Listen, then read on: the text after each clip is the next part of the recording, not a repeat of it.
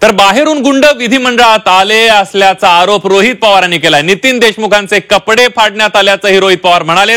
जितेंद्र आव्हाडांना जीवे मारण्याची धमकी देण्यात आली। धमकी देणाऱ्यांना तातडीने अटक करा अशी मागणी आमदार रोहित पवारांनी केली आहे।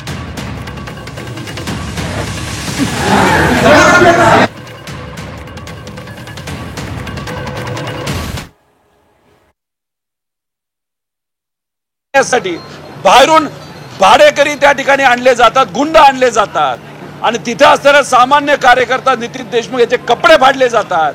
हे अतिशय चुकीचं आहे। अख्ख्या महाराष्ट्राने ही घटना तिथं बघितलेली, ही गुंडाशाही आहे, ही दडपशाही आहे आणि आपल्याला जर सत्तेचा एवढा अहंकार असेल तर तो आपण इलेक्शनच्या माध्यमातून तो त्या ठिकाणी उतरू। आव्हाड साहेबांना तिथं मेसेजेस आलेले आहेत, आव्हाड साहेब तुम्हाला आम्ही बघतो, तुमचा मर्डर करतो, आई बहिणीवर शिव्या दिलेल्या आहेत आव्हाड साहेबांना। आणि मग हा मेसेज अध्यक्ष महोदयांसमोर आव्हाड साहेबांनी मांडला, कारण का अधिवेशनामध्ये असताना हे मेसेज त्यांना तिथे आलेले आहेत।